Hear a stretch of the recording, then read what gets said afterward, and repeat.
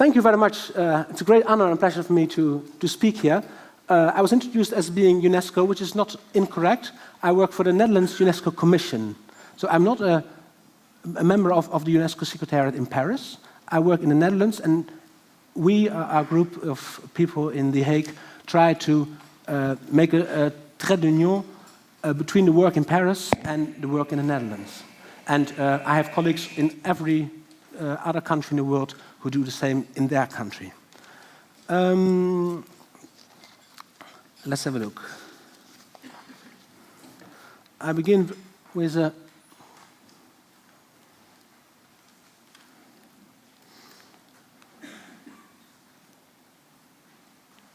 and this is very clumsy.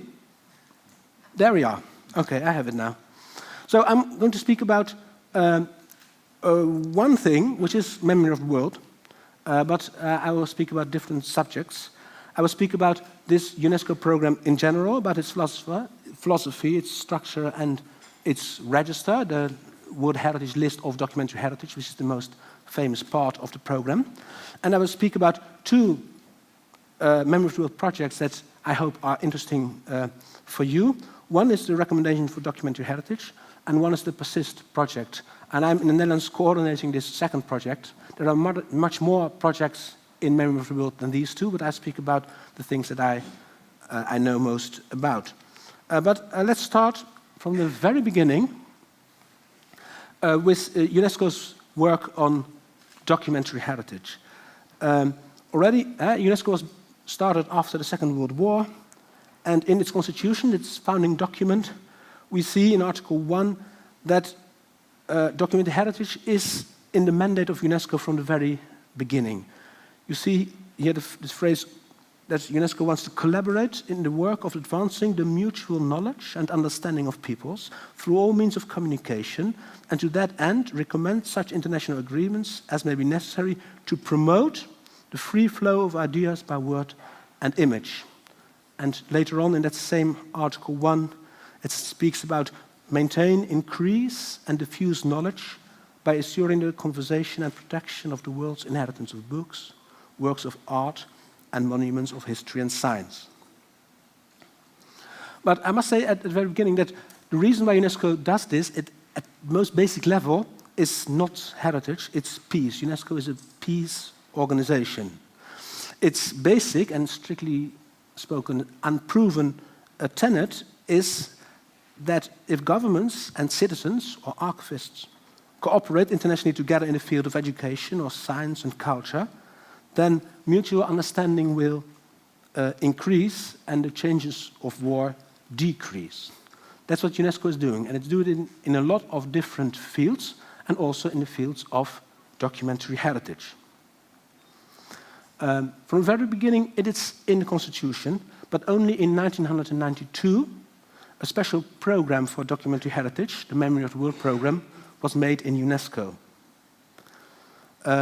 Documentary heritage is only a means for the final end of peace, I said earlier, but of course, documentary heritage is also important in itself. It is important for history writing and for the identity that individuals and groups and nations have.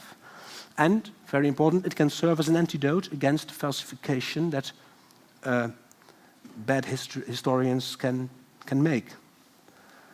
And well, this kind of heritage is often not in the place where it was made. A lot of things have been changing places over time, which in itself is a sign of how countries have communicated with each other, not always friendly.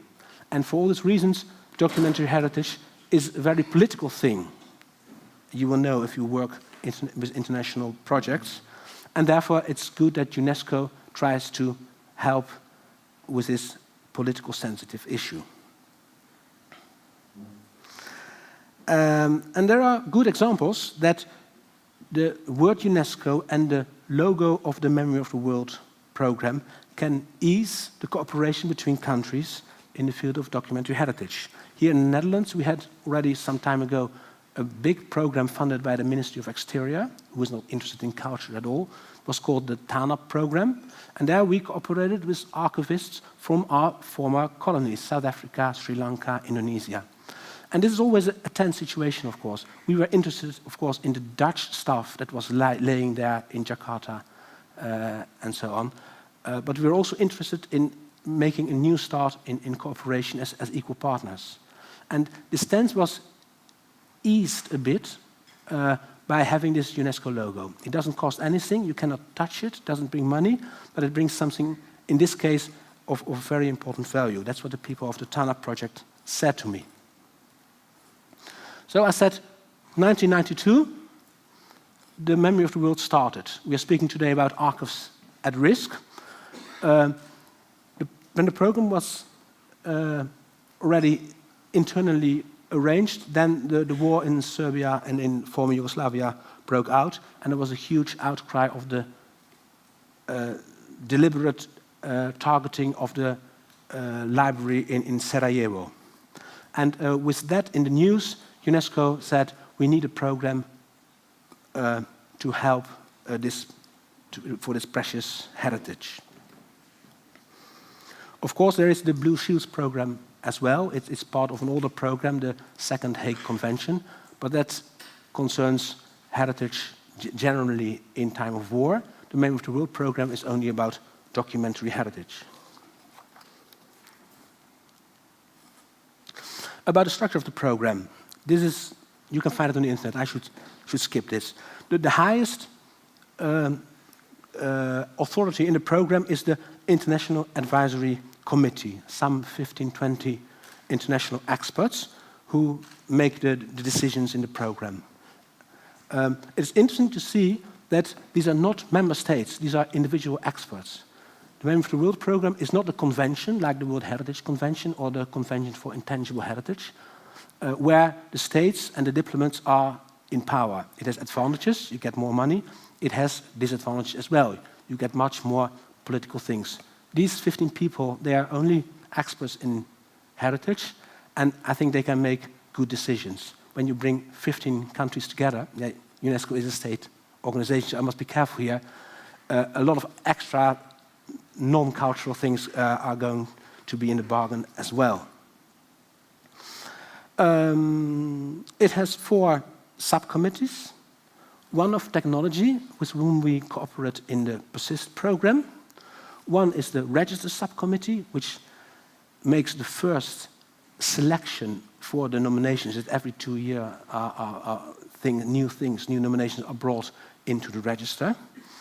There is one on education and research, which is very new. I don't know about it, what it does. And there is the marketing. It's very old, and I've never heard what it does. So either it doesn't exist, or I do not do my work, and you can decide. But the problem is, of course, that Memory of the World is not a strong program when it comes to finance or people in Paris. There are 2 people who do Memory of the World, and they do other things as well. And that's the very small basis on which it is. For the rest, it is archivists, librarians who do this as part of their job, and some national commissions try to do their best as well. So that's not very strong, but the enthusiasm is the force, so to say. More structure. There are national Memory of the World commissions.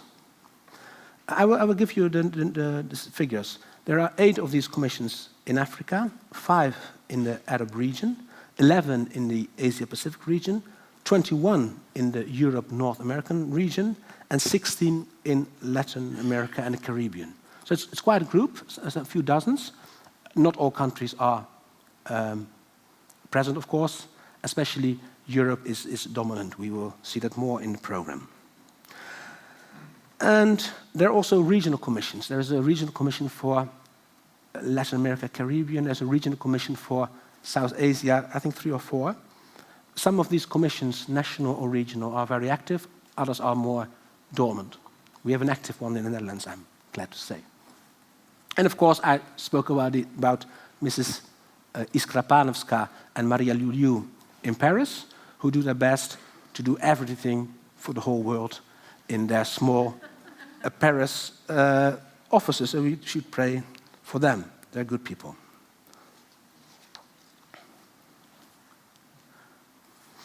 This is the register. That if you know Memory of the World, then you will, if you know only one thing, then you will know the register. It lists documentary heritage of world significance. World significance is more or less the same criteria for the world, the Convention of Cultural Heritage, the famous UNESCO list, the World Heritage List, that is. And if you make a nomination for this and it is selected, then success or the lack of success will depend on two things. On, of course, the objective quality of the thing you propose and the things you write in your nomination form.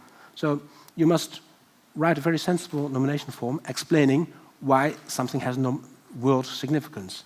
And if you can do that, then it's not very difficult to come on this list. The World Heritage List, there you would need 3 years and 2 people working constantly on it. It costs a lot of money. It's very prestigious. This is easy. If you know what you have in your vaults, I don't know if you have vaults anymore, but let's say, then you can write a nomination for a Memory of the World in 1 day. And it's a nice way to show the world how important your collection is. The funny thing is also, with this list, you can do it yourself. If you have an archive, you can make a nomination. For the other lists, under the conventions, it's always governments who do so. And if you have something beautiful and the government says no, then you're stuck. Here you can do it, so use it, I would say. Europe and North America are, in this list, as in so many other lists, overrepresented. So UNESCO really welcomes nominations from Latin America, from Sub-Saharan Africa, from the Arab world, and from Asia Pacific as well. Few of the things that are on the list, I didn't have time to do this very thoroughly. There are some films there are ethnographic recordings from the UK on the list. There is very funny, the patent for the design of a sort of pre-form of television from Hungary. But I don't know if there is a complete radio or television archive on the list. So I think it's your homework to think about it. What is missing from this list from the FIAT IFTA perspective? I would be very much intrigued to see the first television program that exists in the world. Is it somewhere in Europe or North America? I don't know, but put it on the list. It's in Paris, I think. I was listening too much to him. It is. Thank you. We have no, I think, television programs, but we have 3 members from FIAT IFTA who has registered a document. We have the first one, I think, was INA, my former company. Yeah, I know. We have registered the Appeal of General de Gaulle in 1940.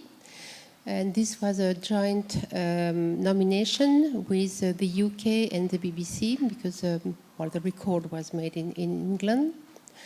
And we have the South African National Archive with a dictabelt collection of the Rivonia trial, Mandela trial. Yeah. I think that the colleagues are here from South Africa. And we have also Timor-Leste. This is a production archive which has been aired on television, and it is a Maxtal collection in Timor-Leste. Okay. And this was listed last year, I think. Okay, so there is more than I suspected. This is you have to encourage other members to do the same. Okay, so much about the register. I spoke about 2 projects. This is one in which the whole of UNESCO, all the countries are involved or should be involved. It's a recommendation for documentary heritage. There was in 1992 a recommendation, a charter for digital heritage. Now, UNESCO is making a non-binding international instrument for the whole field of documentary heritage. in this summer, there was an expert meeting in Poland. A text has been written in and became available in September. The countries, member states of UNESCO have, I think, the 5th of January as the deadline for their written comments on this document that's being written now. So I think you should, if you have time and if you want, you should look at this, you should try to find this text and read it and see whether there's anything missing or wrong from the perspective of broadcast archives. When do we find it? Write me an email. I think if you look at recommendation documentary heritage UNESCO 2040, you can find it. It should be available. All countries have it, but I can help there. And if you have something to say, look for your government, look for your member of the World Commission, look for your national commission, and say it, because we need all this information to have a good instrument. I was in Poland. We will make with our member of the World Commission an advice to our government, and I think there are still things missing in this text, so there's room for improvement, I think. This is then PERSIST, on which I wanted to speak a bit longer. It is an acronym, but you can forget it because it's Platform to Enhance the Sustainability of the Information Society Transglobally. It's not a real acronym, the letters are missing, I don't know. So let's not dwell on that. The second bullet is important. It's a joint initiative of UNESCO, IFTA and ICA after the Vancouver Conference on Memory of the World in the Digital Age in 2012. You know that Memory of the World wants to be the general umbrella under which ICA, IFTA, CCAA and FIAT could come together. When Memory of the World started, there was some internal fighting about who has the upper hand. The fact that these three are, we at the beginning of this project, are cooperating so kindly and nicely together is very good. Next week we have a meeting with the steering committee of PERSIST, and we know that with these three groups we do not have the entire gamut of the heritage institutions, and I hope that we can broaden it, and the audiovisual world should be in, but that's not for me to decide, but it must grow with the program. So I'd like to hear your opinions about that. And the whole philosophy of it is that UNESCO, with this Memory of the World program, has a certain brand that IFTA and ICA are missing to get the people on the table with whom they want to talk. And they want to talk especially with the ICT industry. Especially it was the Dutch National Archives who had this idea that at the end of a life cycle of a digital document, we get it into our collections, and we are there with all the rubbish from the past, and we must care with that one way or the other. How good it would be if we could speak to Microsoft and to all the other people who make these programs and who set the game, so to speak, if we could speak with them at the very beginning of the life cycle and make them understand what we want and what our needs are. That's the idea. And they think, and we are proving it now, we try to prove it in this project, that with UNESCO as a brand, the Googles and the Microsofts will come on the table.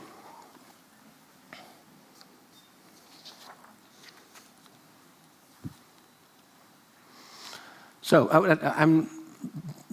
this is what I said just. This is what we want. A high-level policy dialogue, global level, between heritage institutions, government, and ICT industry. These three are there, and we try to add the research as a circle around it.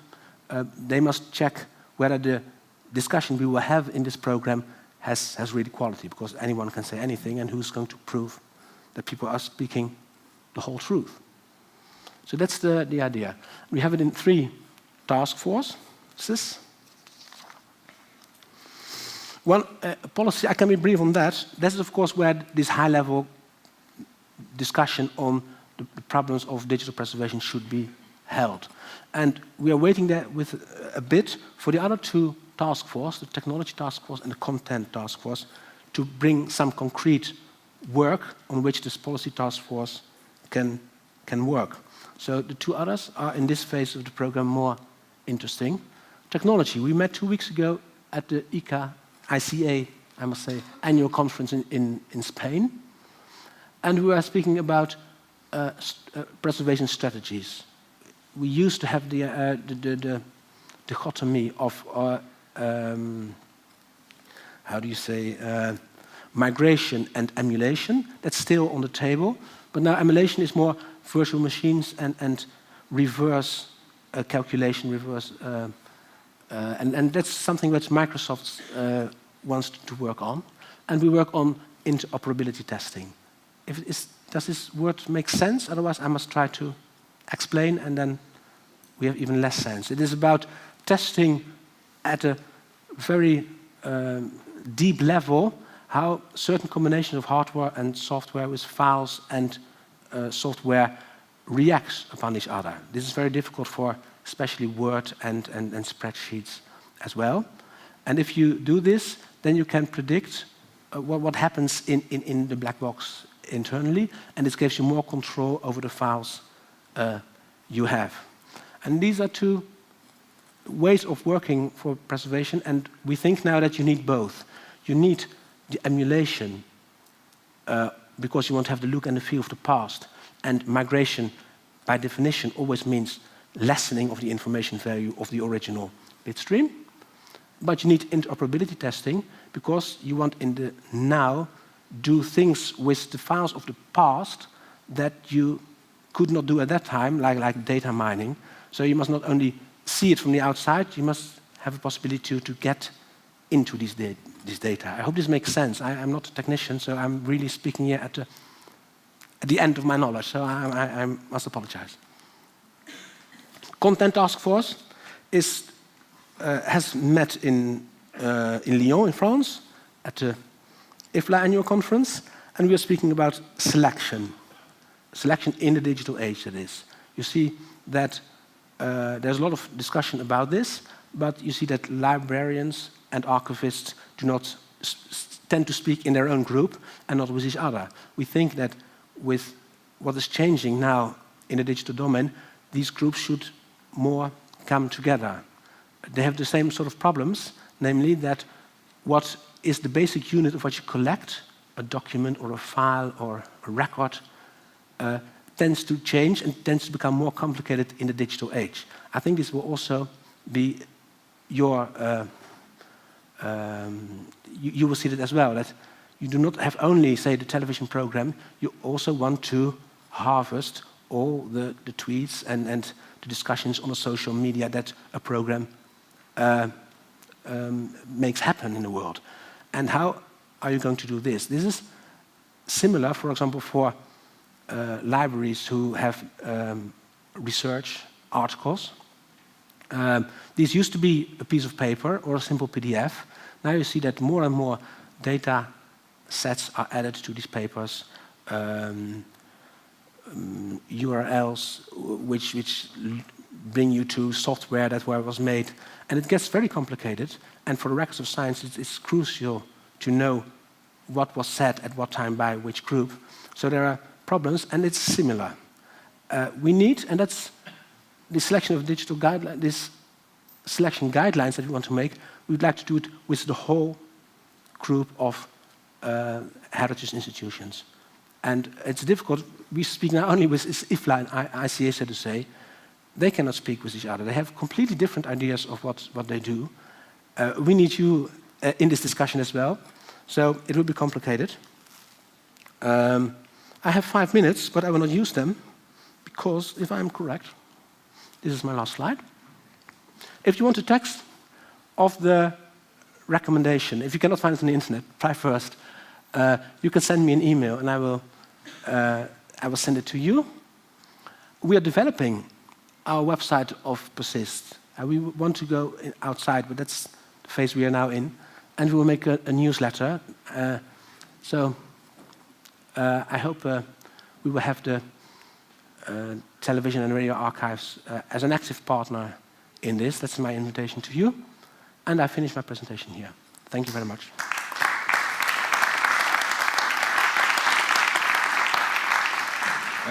Maybe Vincent, because you're finishing, so you're wrapping up so quickly, There is room for a question. Britt, I saw your hand already. It was just a question before you finish, really, is just to say, when is the next round of Memory of the World call to happen, so that members here may know how... I think one of the questions we need to know is, how do you go about... That's a good question. It's always 1 in 2 years. We had one in March 2014, so 2016, the beginning of spring 2016 will be the next round. So you have some more than a year to prepare something. So that's, I think, a challenge to all archives present, to have a look in their collections and see what they could register. In the session after coffee break, Vincent will join the panel debate. So, and that's, I think, also very good for to think of what your archive could bring to UNESCO or to bring to the register. So, there are still some questions, and we have them. Yeah, we can take them in the session. Or what you want? Okay. For me. Is there, because not everybody's at the parallel session, is there one question that someone wants to ask, maybe because there's no? Vincent, thank you very much. I will introduce the next speaker, and you will be joining the debate. I will. Yeah. Okay. Thanks.